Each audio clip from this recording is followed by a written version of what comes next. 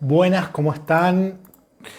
Acá estamos en un nuevo fogón, un nuevo encuentro todos los martes. Ya empieza el frío, oscurece temprano.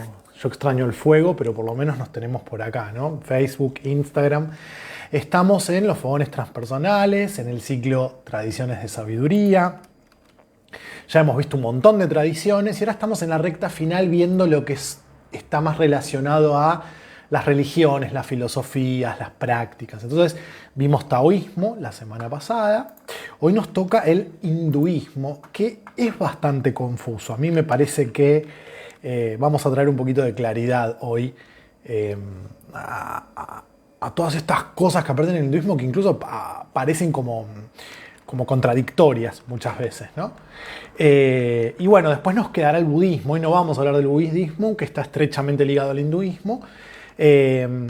Y después quizás haya dos encuentros así, dos plus o tres más, porque ando con ganas de hacer algunas cosas como puede ser algo de Wicca, para clarificar un poco qué es la Wicca.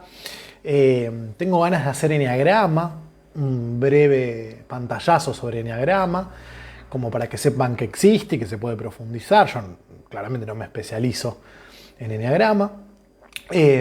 Así que creo que durante mayo vamos a estar todavía con tradiciones de sabiduría y la idea en abril es en junio comenzar un nuevo ciclo.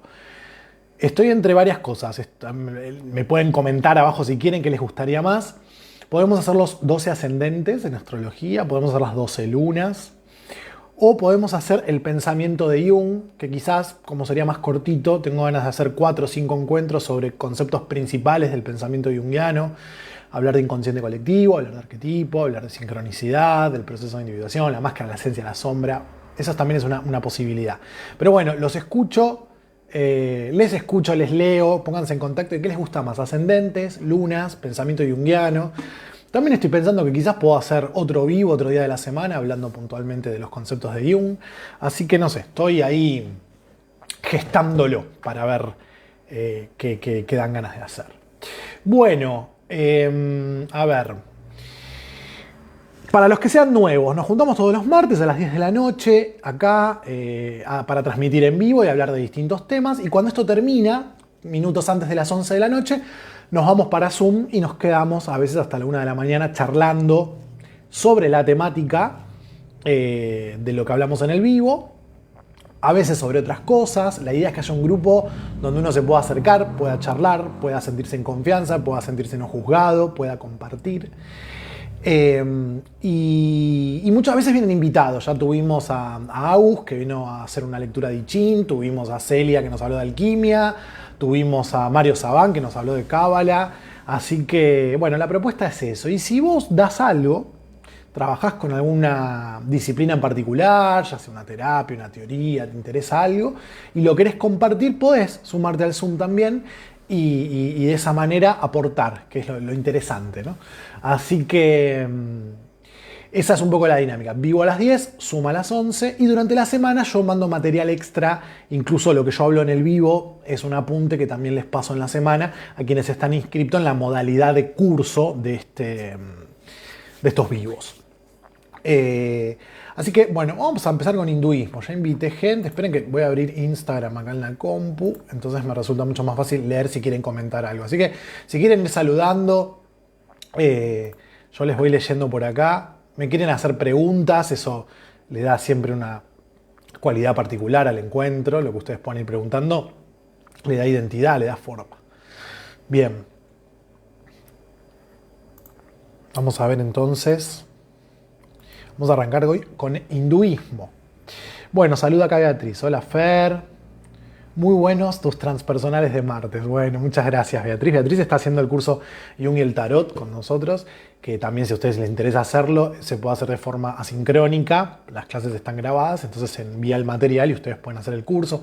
También en transpersonales pueden hacer tarot, astrología, bueno, chusmen las redes, que ahí está toda la info. Hola André, gracias por asistirme ahí del otro lado, siempre. Te extraño, a todas las chiquis extraño, porque con esto de que medio nos encierran de vuelta no nos vemos. Hola, desde Pergamino, dice Mariam. Hola Mariam.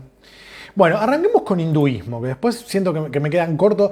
Obviamente que todo el material que yo tengo y preparo no sale en el vivo, mucho lo doy luego en Zoom y hay cosas que directamente quedan en el apunte y lo leen después los que están haciendo estos encuentros en modalidad curso. Y como saben, me gusta empezar hablando de qué significa hinduismo, qué significa ser hindú. ¿No? ¿Qué pasa con esto de que tenemos un subcontinente índico, tenemos a la India, tenemos el Indostán como una región? Y imagínense que uno habla de indios cuando habla de una población aborigen, entonces más que hablar de indios cuando hablamos de la gente de la India, hablamos de hindúes. Entonces la palabra hindú, que tiene su origen justamente en el río Indo, originalmente Sindú, Indo en español, de ahí se toma, por la importancia del río y porque fue una frontera de la región más poblada en su momento, de ahí viene la palabra hindú. Pero no es solo la gente que vive ahí y no es solamente la cultura o no es solamente la religión ni la filosofía. Después tendríamos que discutir si el hinduismo es una religión, es una filosofía. Pero se le llama entonces al conjunto, vamos a esbozar una primera definición para luego ir puliéndola. El conjunto de religiones que hay en la India constituyen el hinduismo. No es una religión puntual y ahora vamos a ver por qué. Incluso podríamos decir que no es una religión. Así que no solo son las religiones, sino que también es la cultura. Ellos llaman a esas prácticas que realizan, que nosotros llamamos religión, dharma, ¿no? Con H. Me van a escuchar decir un montón de palabritas que nos resuenan porque nos llegan, ¿no? Como karma, samsara, dharma, etc. Yo de sánscrito no sé nada, esa es la lengua, digamos, de la India, y hay incluso un proto-sánscrito, ¿no? Un sánscrito previo que después toma la forma actual. Pero bueno, yo las voy a nombrar, no es que sepa, pero casi que soy como un lorito que repite, pero bueno.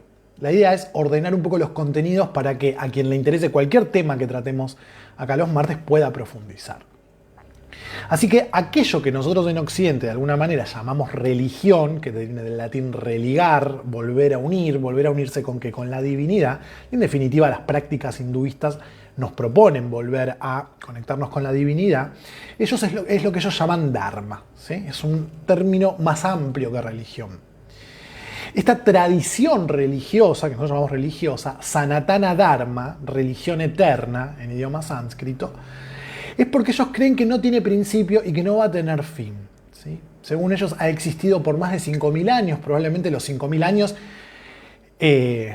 casi como si se hablara de un número infinito. Es súper interesante, yo no lo preparé para este encuentro, pero cuando hablan de periodos de tiempo, los periodos de tiempo de la divinidad, vamos a ver, de Brahma o de Brahman, digamos a la diferencia, dicen que un kalpa, una unidad de medida de tiempo, lo voy a repetir de memoria, un kalpa, que es una unidad inmensa de tiempo, la describen de una forma metafórica, desde la poesía, ¿no? Entonces dicen, cuando un muro alto, una montaña, depende de la versión, ¿no? Es rosada una vez cada 1000 años, ¿no? Por una seda o por el roce del ala de un pájaro. Ese pájaro pasa, o la seda pasa una vez cada 1000 años. Cuando finalmente se deteriore por el roce, esa montaña o ese muro, habrá transcurrido un día en la vida de la divinidad, ¿no? Brahma, Vishnu, Krishna, depende. Imagínense, de hecho es inimaginable cuánto puede demorar en erosionarse una montaña por el roce de la pluma de un pájaro que pasa una vez cada 1000 años, ¿no? Bueno, poético, pero para que entiendan, y tiene un sentido hablar así, porque lo que quiere el hinduismo es volver a unirse con la divinidad, con el todo, con lo eterno, con lo omnipresente, con lo omnipotente. Entonces, tratar de imaginar esas medidas nos conecta con nuestra pequeñez y por contraste con la inmensidad de la divinidad. Podemos decir entonces que el hinduismo son creencias que proceden de distintos pueblos del Indostán, ¿no? De una región puntual que tiene el río Indo como límite dentro del subcontinente indio, de diferentes regiones, y en un determinado momento de la historia llegan los arios, ¿no? Acá tengo una alumna que seguro se va a poner contenta porque le gustan las teorías conspiranoicas y ella dice, bueno, tiene algunas teorías respecto a la Segunda Guerra Mundial y el movimiento nazi, ¿no? Bueno, saben que Hitler toma la esvástica, que es un símbolo hindú, lo invierte y además hablaba de la raza aria. Bueno, estos arios son unos pueblos europeos, aparentemente los primeros, los originarios, o eso se creía, que cuando llegan a la India de alguna manera aportan principalmente su sistema de castas, vamos a ver, vamos a hablar del sistema de castas que hay en la India, pero de alguna forma también aglutinan, ya vamos a ver, todos esos pueblos con distintas costumbres que se van a convertir luego en lo que hoy llamamos religión india. Bueno, se establecieron cerca del río Ganges, saben que el río Ganges también es un río famoso, que es donde se arrojan las cenizas de los muertos que se creman, se hacen rituales, la gente se baña ahí, hay una contaminación espantosa, pero parece que el pH del río Ganges es tan alto que mata cualquier cosa, ¿no? Así que eso es algo interesante también. Pero bueno, el Ganges, el agua como fuente de vida, hay un montón de poemas e imágenes que nos regalan en relación al Ganges, ¿no? Entonces acá tenemos también dos ríos importantes, tenemos el Indo, el Ganges, así como en Mesopotamia teníamos el Éufrates y el Tigris. Y si es verdad que sus textos, ya vamos a ver que no son tan antiguos, pero ellos dicen que tienen más de 5.000 años, por ende son del 3000 a.C., estamos en el 2000, y sabemos que la escritura, o los primeros vestigios de escritura que tenemos son del 3200 en Sumeria. Así que tenemos dos civilizaciones cercanas a ríos importantes, que para su inconsciente colectivo cumplen un rol importante, pero bueno, se disputan un poco ahí, aunque las fuentes históricas nos dicen que todo nace en Sumer, de hecho hay un libro que se llama Todo comienza en Sumer, pero bueno, los indios también, aunque no estamos tan acostumbrados a estudiarlos, los hindúes, para hablar con mayor propiedad, también son tan antiguos como los sumerios. De hecho, le debemos muchas cosas a los hindúes también, ¿no? Por ejemplo, la aparición del cero, el sistema decimal, esto no es de los sumerios, así que no todo nació en Sumer. Vamos a decir por último que el hinduismo actual, lo que hoy se practica en la India, bueno, hay muchas idas y venidas, porque en un determinado momento, siglo V, siglo VI, aparece el Buda, tomando un montón de costumbres y de creencias propias, que se llaman védicas, vamos a ver por qué, que son del origen del hinduismo, y bueno, luego se va a modificar todo, y luego va a haber como un revival, pero esto pasa ya más bien a partir del siglo III a.C., y se combinan entonces doctrinas del budismo con algunas creencias brahmánicas, lo que llamamos el sistema de castas, y dravídicas, ¿no? Que vienen de los Vedas. Ya les voy a contar qué es eso si llegamos. Entonces, el hinduismo es una suma de culturas, y lo importante es esto, digamos, son ideas que tienen que ver con la espiritualidad, con tradiciones, son creencias metafísicas, religiosas, cultos, costumbres, rituales, que conforman una tradición en un área geográfica determinada. Luego se va a expandir, pero ahora vamos a hablar del origen, porque si no ya después tenemos que hablar de budismo. El budismo sí se va a expandir, se va a mover a Corea, a China, a Japón. Y en esencia, cuando hablemos de budismo, vamos a hablar un poco del budismo zen, que es esa versión del budismo que se da en Japón y que parece ser la más pura, la más cercana a lo que transmitió el Buda, ¿no? Pero bueno, de eso hablaremos el encuentro que viene. Así que es importante también decir que no tiene algunas cosas que nosotros consideramos propias de una religión, como pueden ser órdenes sacerdotales, ¿no? Un dogma, van a ver que hay como variedades sobre un mismo tema y distintas doctrinas, no hay una organización central, no hay un orden eclesiástico, no hay una autoridad religiosa, no hay un tipo de gobierno puntual, no hay profeta, tampoco hay un libro sagrado, aunque hay libros, pero que lleguemos a verlos. Entonces, de pronto, los hinduistas pueden ser politeístas, creer en muchos dioses, pueden ser panteístas, creer que todo es la divinidad, la naturaleza, todo lo material es divinidad también, nosotros. Los agnósticos pueden ser también hinduistas. Los agnósticos son los que no creen que la razón pueda explicar o comprender la divinidad. No hay razones ni para afirmarla ni para negarla. Incluso ateos o humanistas, ¿no? Como Gandhi. Pero bueno, Gandhi ya es del último coletazo de la evolución del hinduismo. Hay diferentes prácticas dentro del hinduismo que, bueno, como toda religión o como todo sistema de creencias, incluye rituales, oraciones, meditaciones, ceremonias. Sobre todo, como cuando veíamos los misterios iniciáticos, para esos momentos claves en la vida del ser humano, como para dar orden, como para dar orientación, como para dar consuelo también. Entonces, frente a pasar de una edad a otra, o casarse, o el nacimiento, o la muerte, hay rituales, ¿no? Y hay distintos elementos a los que puedo acudir para transitar esos momentos de la vida. También hay festivales anuales. En general, todo lo vinculado a la religión muchas veces nace de la necesidad de ordenar los tiempos, y sobre todo los tiempos de cosecha, saber cuándo va a haber crecida del río o no, etc. Entonces, esas festividades anuales nos marcan los ritmos de la naturaleza para que nosotros nos acomodemos.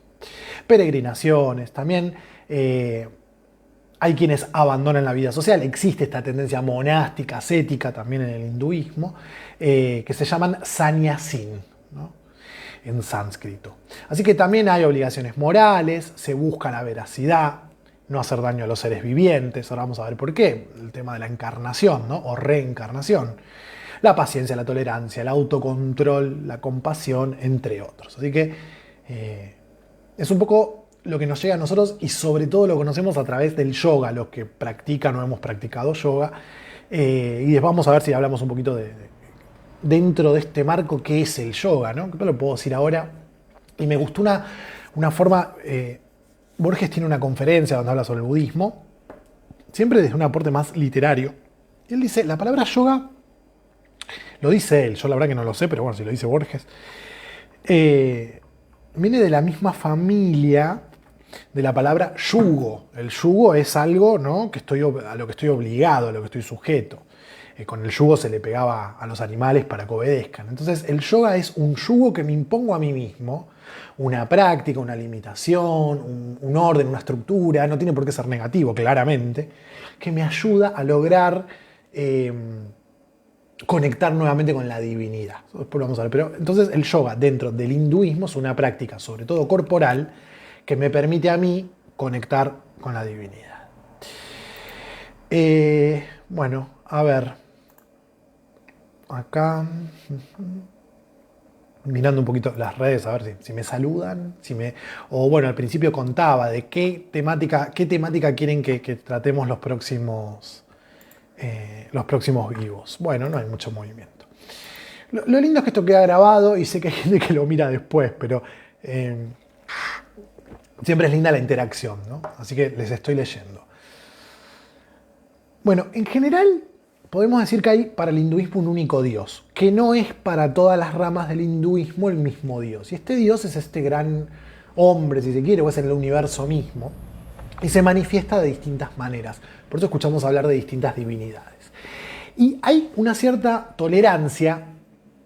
Esto hay que hacer una salvedad, porque el que es verdaderamente tolerante es el budismo, no el hinduismo. De hecho, el hinduismo tiene un sistema de castas duro, rígido, y si yo nazco en una casta determinada, no puedo ascender a otra. Pero sí hay una tolerancia en cuanto a la posibilidad de adorar cualquier deidad, ¿no? Entonces nos parece que es una religión politeísta si lo vemos de afuera, pero en realidad es monoteísta, porque todo semidios o personificación del Dios, esto quizás se pueda entender más fácil para los católicos cuando hablamos de la Virgen, ¿no? No sé quiénes conocen esto o no, pero la Virgen, tenemos la Virgen de Luján, tenemos la Virgen de Satanudos, tenemos la Virgen de Aparecida, tenemos la Virgen de Medjugorje. Bueno, siempre son la Virgen María, aparecidas en distintos lugares, con distintas formas.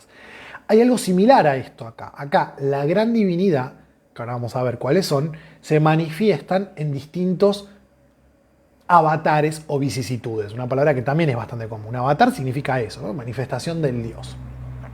Y está asociado esto también con la posibilidad de encarnar. Pero bueno, las distintas ramas del hinduismo, después se las voy a comentar, colocan en la centralidad una representación particular de ese Dios. Pero no es tan sencillo, ya vamos a llegar ahí. Entonces podríamos verlo también como las potencias de un único Dios, ¿no? Así que no importa lo que vos estés adorando, estás siempre adorando lo mismo. Esa adoración puede ser personal o puede ser impersonal. La personal, ellos la llaman bhakti, y tiene que ver con la devoción, y la impersonal es el jnana, que es la sabiduría. Es decir, puede haber una adoración sin que medie una divinidad, eso es personal, y luego hay otra que es impersonal, a la divinidad. Cualquier persona entonces puede tener una concepción personal de la divinidad, porque también lo que el hinduismo va a decir es que no importa por dónde arranques, ¿no? Ahora vamos a hablar del culto a las imágenes, en algún momento te vas a dar cuenta que vos sos una expresión en el mundo, que ellos llaman Maya, ya vamos a ver, de la divinidad. Entonces, no importa que vos creas que esta estatuilla que estás mirando es la divinidad, porque eventualmente te vas a dar cuenta que vos sos. De hecho, los budistas suelen reunirse en torno al fuego y esto se los voy a contar la semana que viene, pero se los adelanto, con muchas estatuillas de Buda de madera y las van quemando, como alimentando el fuego, ¿no? Como un recordatorio de que eso no es Buda, ¿no? La divinidad está más allá. Bien, entonces, esto un poco se los decía, ¿no? El culto a las imágenes se llaman murti, las pueden adorar. ¿Cómo se adora una imagen? Así como los católicos visten a la Virgen y la sacan en procesión, bueno, ellos también las bañan, les ofrendan comida, etc. O sea, se los trata como si fueran un ser humano al que se les da, qué sé yo, como a San la Muerte o no sé qué otros hay que se les prende el cigarrillo, ¿no? Bueno, esa es una manera, ¿no? Entonces, esto facilita que se inicie un practicante hasta que se dé cuenta, ¿no? Para que pueda entender, amar a Dios y darse cuenta que Él también es Dios, ¿no? Entonces empieza a percibir a Dios en todo cuanto existe. Bueno, les voy a hablar un poquito ahora entonces de cuáles son las divinidades, porque claro, nosotros hemos escuchado nombrar un montón y ahí es donde se arma un poco el quilombo. Mi intención hoy es nombrarlos, pero tratar de ordenarlos. Y hay como una tríada, ¿no? La tríada Trimurti, y que es como la más famosa, que es la que conocemos nosotros, y el otro gran... Son 5 en realidad, si lo la tríada, ¿no? Son 3 formas de Dios, significa Trimurti, son Brahma, Vishnu y Shiva. En la imagen que usé para promocionar el encuentro de hoy, aparece Shiva, el destructor, ¿no? A pesar de que se lo ve tan pacífico, ahora vamos a ver. Es la más famosa en Occidente, pero no necesariamente la más famosa en la India. Dice el autor, nadie adora en general esa tríada porque hay una cuestión más personal, cada uno se identifica más con alguna deidad menor, que en definitiva es la expresión, como vamos a ver, de alguna de estas 3 divinidades que son como las principales.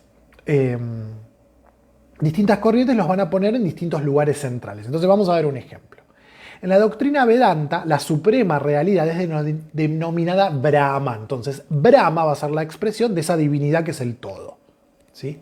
Entonces se va a considerar que ese es el aspecto original de Dios. Todos los demás dioses y seres del universo van a ser una expresión de Brahman. Brahma es una expresión de Brahman, pero también Vishnu, también Shiva. Hay un Dios que se expresa de distintas maneras. Parecido o análogo, pero no igual a la Santísima Trinidad, ¿no?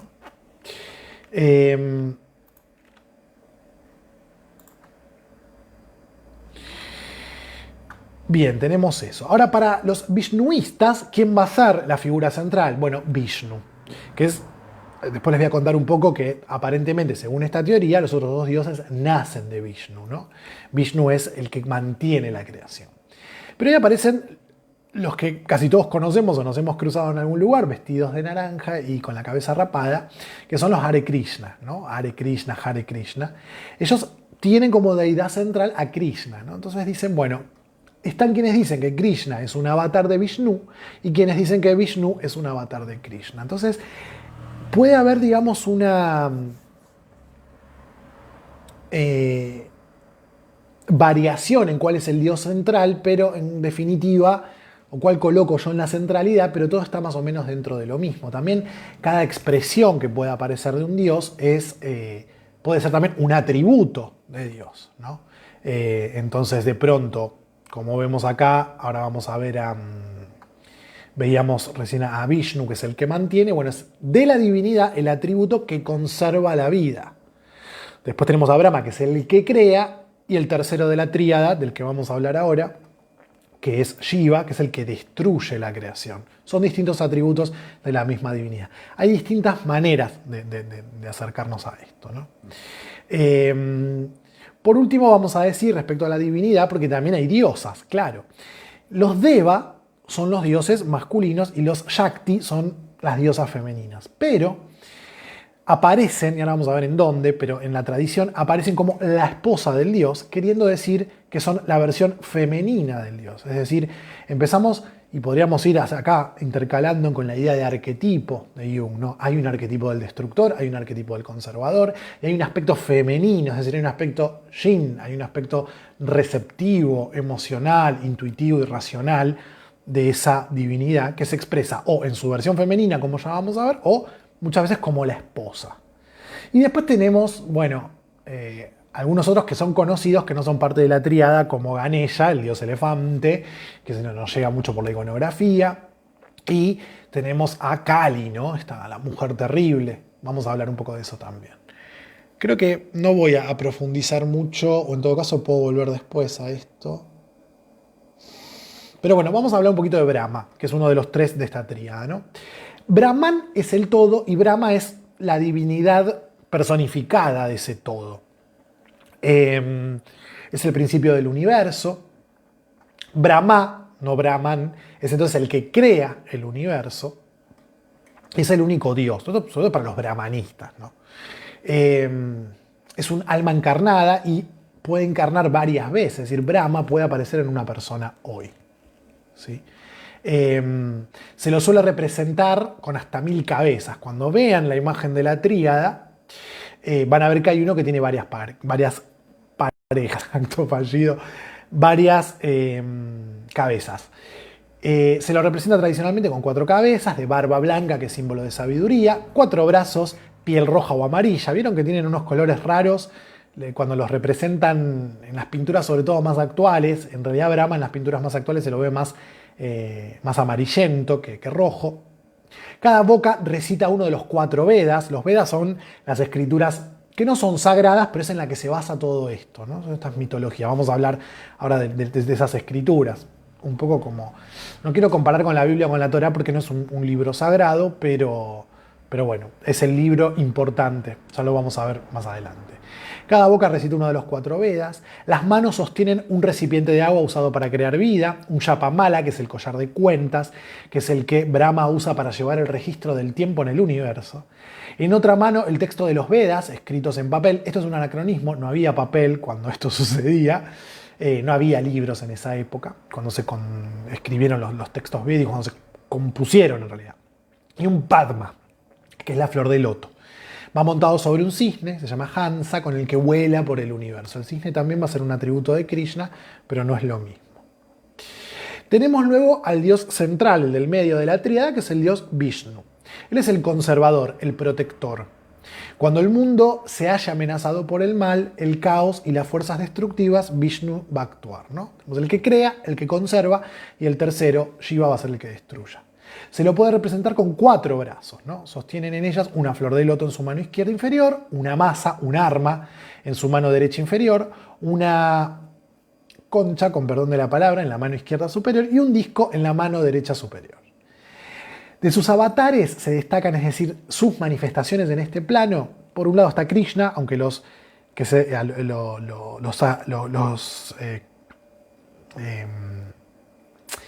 Hare Krishna creen que es al revés, que en realidad si hay un Hare Krishna mirando, por favor, desházneme si estoy diciendo algo que no corresponda. Pero esto que les decía antes, ¿no? Tenemos a Vishnu, tiene como avatar a Krishna, o Krishna tiene como avatar a Vishnu, ¿no? En el Mahabharata, que es otro de los libros de los que vamos a hablar ahora, es Krishna, y en el Ramayana es Rama, otro avatar también. Tiene 2 esposas que se manifiestan como Aditi y Sinivali. Entonces, como ven, tenemos a la misma divinidad con su versión femenina, como complementaria, que acá se la relata como la esposa, pero sabemos que es lo mismo. Para algunos es el dios principal de la tríada, entonces Vishnu decide crear el universo y se divide. Se divide a sí mismo en 3 partes. Para crear el universo dio su parte derecha. Entonces nace Brahma, que como dijimos, va a crear el mundo. Para proteger dio su parte izquierda, entonces va a originar a Vishnu a sí mismo. Y por último, para destruirlo, dividió en 2 partes su mitad, dando lugar a Shiva, del que vamos a hablar ahora. Entonces siempre depende de la rama del hinduismo en la que estemos, la centralidad del dios. Shiva representa el papel del dios que destruye y renueva el universo, es decir, es un opuesto complementario. ¿Sí? Hay destrucción, para que haya creación tiene que haber destrucción y viceversa. Se lo describe como un yogi, van a ver que en la imagen que yo elegí él está muy apacible, es hermoso ver cómo el dios de la destrucción es totalmente pacífico y armónico. Se lo caracteriza como que vive una vida ascética en el monte Kailash. También se lo suele representar como el dueño del hogar, es decir, como esposo. Entonces se lo representa junto a sus hijos y su esposa. Uno de sus hijos es Ganesha, el dios elefante. Y tiene muchas formas benévolas, buenas, pero también muchas que son de temer. En los Vedas más antiguos, la única deidad destructora era Ruda. Ruda significa terrible, ¿no? Posteriormente, el hinduismo va a empezar a eufemísticamente, en vez de decir el terrible, van a decir el auspicioso, ¿no? Como a veces así, qué sé yo, a las furias los griegos la comenzaron a llamar, las furias que eran, digamos, las diosas de la destrucción y la muerte violenta, o la personificación. Luego se las empezó a llamar Euménides, ¿no? Las benévolas, ahí vienen las buenas, ¿no? Como diciendo, sabiendo que son malas. Bueno, queda esa idea de llamarlo el auspicioso, ¿no? Shiva como el auspicioso, cuando en realidad representa la destrucción, ¿no? Ruda. Entonces, en su calidad de destructor, así como decimos que hay distintas representaciones, esa parte más destructiva es la kala o negro, ¿no? Lo negro asociado con la destrucción. Ahí se lo empieza a identificar entonces con el tiempo es el que destruye. Su función destructiva activa es entonces asignada luego a su esposa. Y ahí aparece Kali. Fíjense, Kala, ese aspecto de él va a quedar en su mujer, Kali, que significa negra, ¿no? Es como decir el chiste con la negra Kali. Que bueno, es una imagen bastante conocida, Kali, ¿no? Es una mujer, por lo general es azul, con muchos brazos, y en los brazos tiene las cabezas de sus enemigos tomadas del cabello, hay mucha sangre. Ese aspecto se deja ahí, ¿no? Es un poco también la madre universal. A nosotros nos llega su aspecto más terrible, pero también es la madre universal la que da vida. Es destructora en realidad de la maldad y los demonios. Es el aspecto destructor de la divinidad. Esto lo menciono también, se la asocia con Durga, con Parvati, y es el Shaktismo, una rama del hinduismo que va a tener como en lugar central a la diosa Kali. Bueno, estamos uno fijo, uno mutable y uno cardinal, dice Andrés. Claro, porque son conceptos, bueno, de la astrología está bastante claro, ¿no? Es interesante esa asociación que hace Andrés. Y por acá, bueno, gente que se une y que sigue de largo. Nos miran poquitos, no sé qué pasa. Bueno, y por último tenemos a Ganesha, ¿no? Este elefante con varios brazos, hijo de Shiva. Y se lo suele reverenciar, es un poco como la de Satanudos, la Virgen de Satanudos, ¿no? Vos haces un nudo por cada problema que querés que te resuelva y cuando se resuelve desatás el nudo, bueno, a él se le ofrenda para eliminar obstáculos, ¿no? Fíjense cómo cualquier religión o cualquier cultura trata de encauzar los mismos conflictos. También es el patrono de las artes, de las ciencias y de la abundancia. Bueno, no los quiero aburrir con el tema de los textos, ¿no? Pero hay 4 Vedas. El Rig Veda es el principal. Dentro del Rig Veda está el Yajur Veda, que habla de sacrificios, el Atharva Veda, que habla de rituales, el Sama Veda, que habla de los himnos, el Upanishad habla de meditaciones, y después tenemos los Mirnit, que son textos que tienen más que ver con la tradición. Todo esto que estoy contando, por qué la divinidad es como es, cuál es destructora, está contado en estas historias. Y acá nace esta religión, ¿no? Dentro de los Smriti tenemos el Mahabharata, seguramente les suena. Ahí es donde está el famoso Bhagavad Gita, dentro del Mahabharata. Son textos épicos, como podría ser la epopeya de Gilgamesh, en la que les he hablado, ¿no? Cuando hablábamos del viaje del héroe. Y bueno, se podría haber construido también una religión en base a Gilgamesh.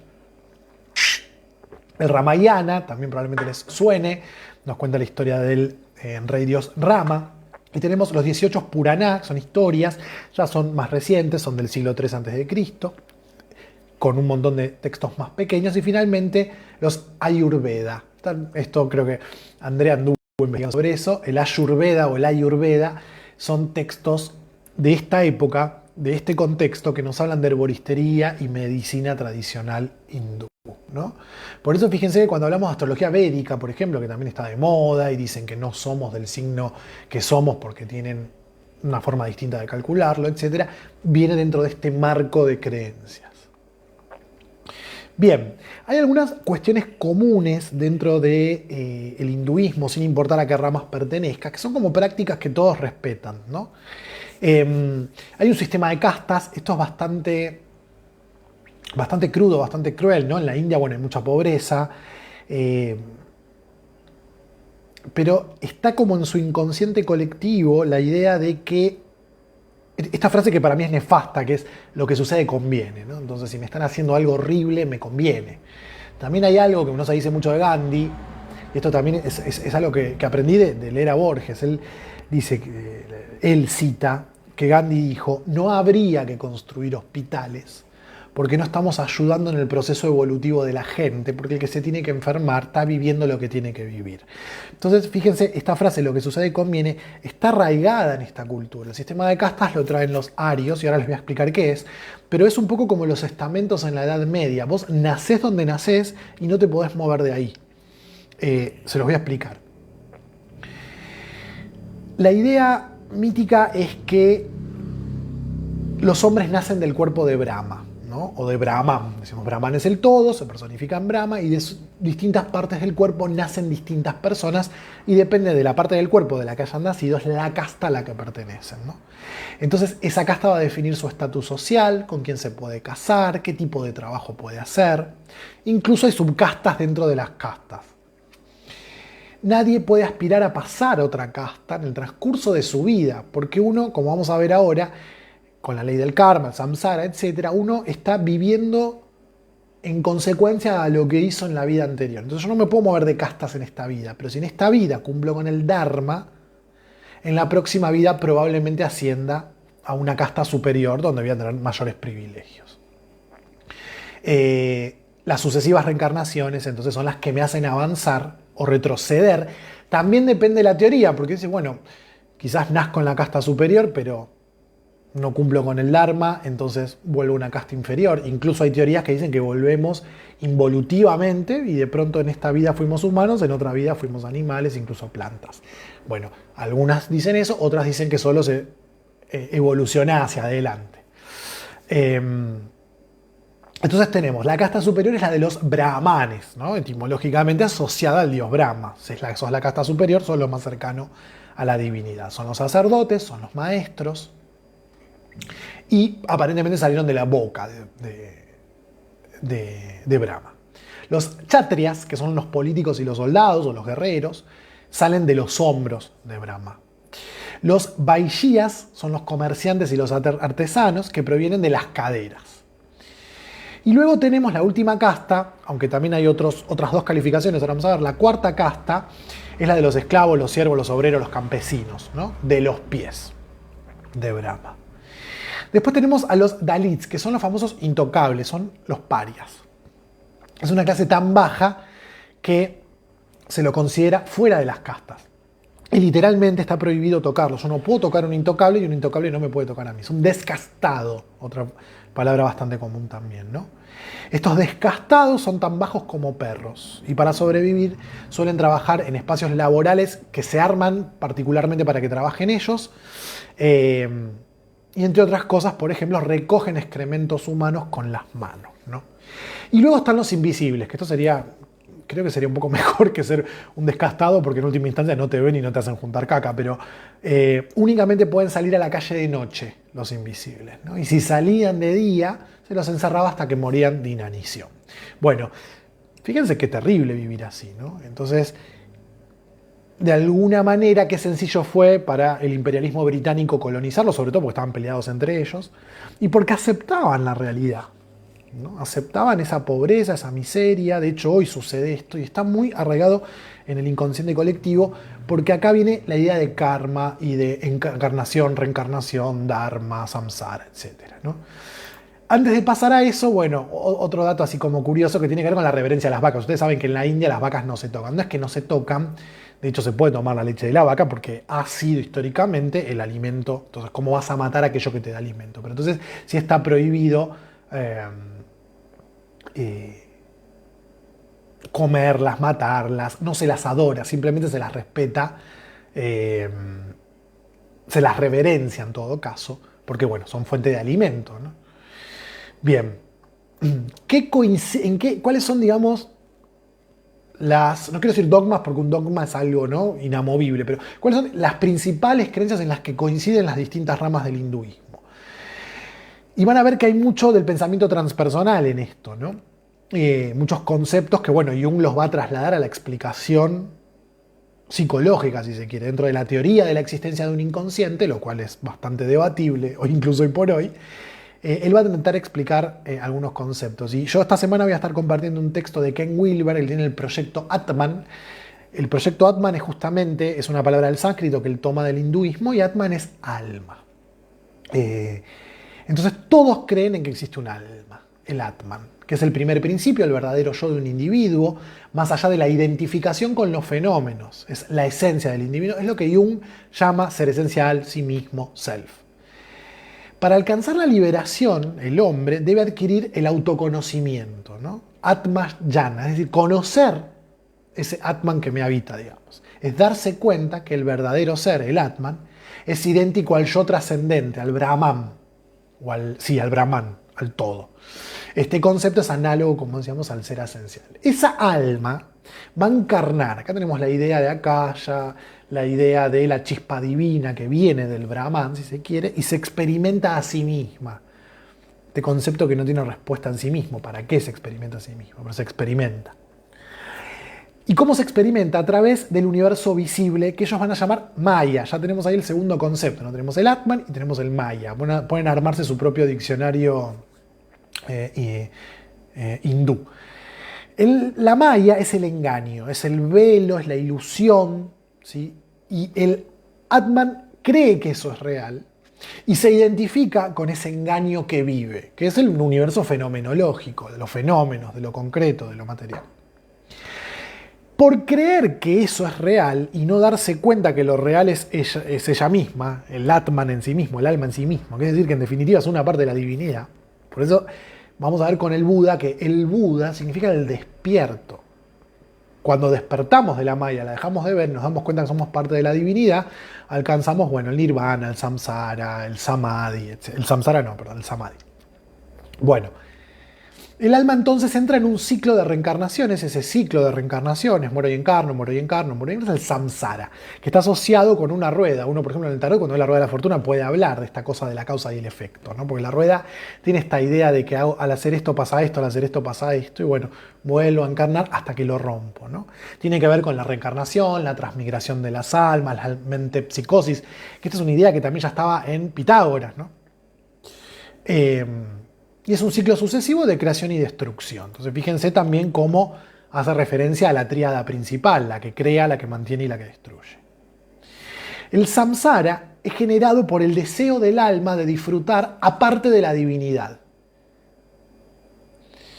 A esto se lo llama ignorancia, ¿no? Entonces el alma cree en la realidad del mundo, de la Maya, temporal y fenoménica. Lo que lleva a la confusión de creer que el cuerpo es el yo. Y acá está toda esta idea junguiana de que creemos que somos la identidad que construimos, creemos que somos lo que Jung llama el arquetipo de la máscara. Es decir, eso sería entrar en el samsara, creer eso de alguna manera, ¿no? Y luego, bueno, darme cuenta que no, pero ponerme una máscara nueva. Y siempre estar quitándome máscaras y acercándome cada vez como la cebolla a mi ser esencial. Bien. Esto genera karma, que es la ley de causa y efecto, que es el famoso karma cuando decimos, bueno, lo que es el karma, ¿no? Una frase así como muy común, tiene que ver con la causa y efecto. Que para algunos, para los que son personalistas, tiene que ver con la divinidad, y para los que son impersonalistas dentro del hinduismo, sobre todo el budismo y el jainismo, es una ley natural. Así como existe la fuerza de la gravedad que atrae las cosas hacia la masa, de mayor, a los cuerpos de mayor masa, para ellos es una ley natural esto de que uno vuelva a encarnar, hasta que lo rompe, vamos a ver cómo, ¿no? Esta causa y efecto por actividades pecaminosas y piadosas. Es decir, si hago lo correcto, genero cierto karma positivo, que en todo caso es dharma, y si hago cosas que son pecaminosas, a falta de mejor palabra, vamos a ver con qué tiene que ver lo pecaminoso o no, vuelvo a encarnar, ¿no?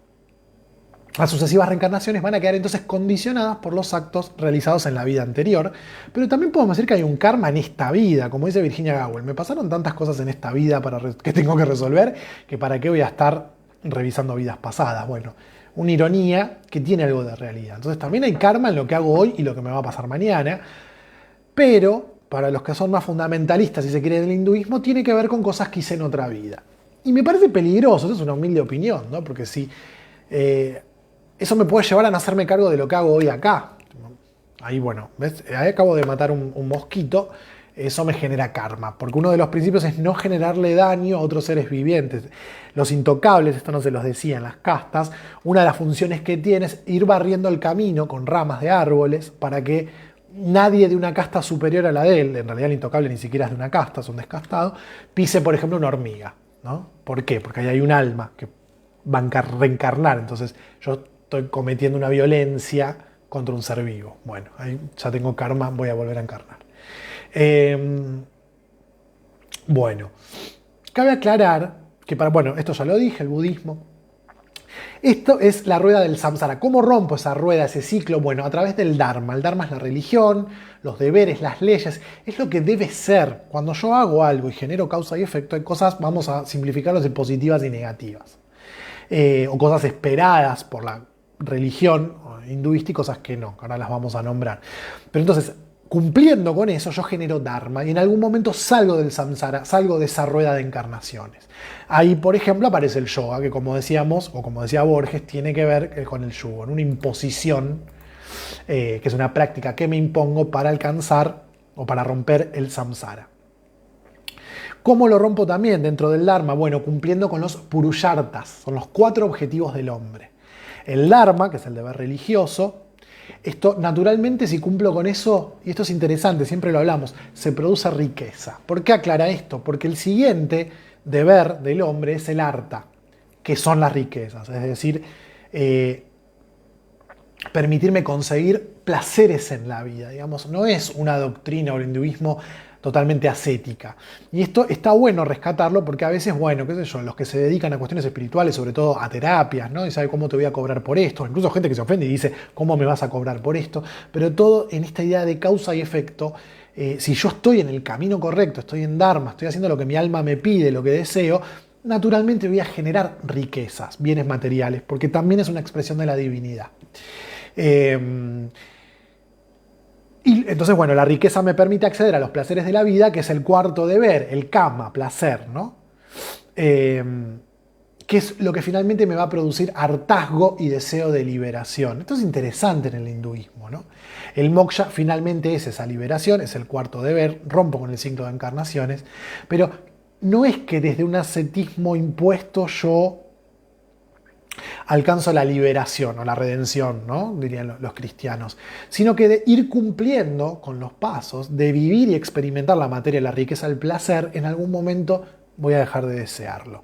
Y un poco la historia del Buda, como vamos a ver en el encuentro que viene, tiene que ver con esto. Entonces, el propósito último, y con esto vamos terminando, del hinduismo, es abandonar el ciclo de reencarnaciones, que es el samsara. Esta liberación se la llama moksha, que es la salvación espiritual. Si lo logramos en vida, es a través, por ejemplo, de la meditación. Alcanzamos el samadhi, el nirvana. Es un estado de conciencia que alcanzo cuando, durante la meditación, siento que me fundo con el universo. Y si no, ya cuando lo puedo alcanzar tras la muerte, ¿no? Es el Mahasamadhi, ¿no?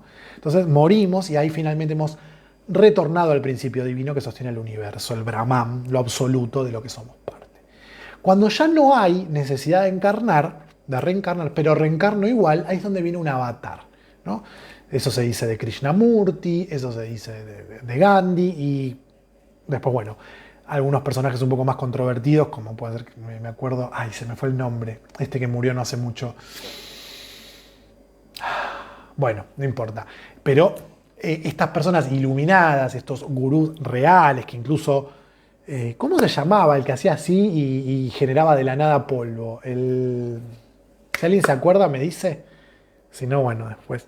Pero nada, es un alma que desea volver, aunque no deba, para funcionar como un guía para las otras almas que todavía están en el samsara.